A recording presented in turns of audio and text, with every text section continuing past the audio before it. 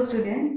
So I hope so you remember the last class we have started with the topic hydrosphere, and in that class I've explained to you the meaning of hydrosphere, ocean, isn't it? So today we'll take the topic from the same chapter, that is tides. Okay, so what do you mean by tide, or what are tides? So see here, tides are the alternate rise and fall of the surface ocean water twice in 24 hours.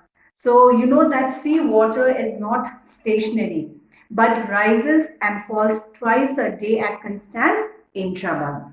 So this periodic phenomena of alternate rise and fall in the level of sea water is known as a tide. Okay. So now let's see the formation of the tides.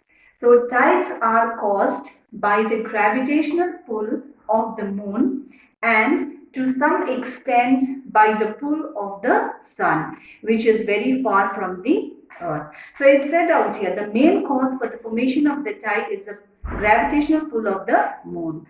And why the gravitational pull of the sun, why the force of the sun is less means, though its size is large, as you all know, isn't it? But the sun, actually the sun should attract more, but because of its great distance from the earth, it's unable to exert much influence. But on the other hand, if you see the moon is much smaller than the sun, but it's able to attract more due to its lesser distance from the earth. So therefore it is estimated that the tide producing force of the moon is twice as strong as that of the sun. So now we'll see the diagram, okay, how the tides are formed. Okay, now let's see the formation of the tides. How the tides are formed. Okay, so see here now. Suppose the earth has a uniform depth of ocean water covering it. Okay, so the attraction of force of the moon is greatest at A because A is nearer to the moon. At B, the attraction of the moon is weaker, and at C, it is the weakest. So thus, the gravitational force of the moon decreases from A to C. Okay. So now the ocean water from D and E is dragged, okay, it's pulled away from the earth at A. So thus a tidal bulge, you can see the bulge out here, develops at A. Okay. So you can see here itself, isn't it? You can see this tidal bulge. Now you can also see the similar bulge at the other side, that's the opposite side, that is at C, which is diagrammatically opposite to A.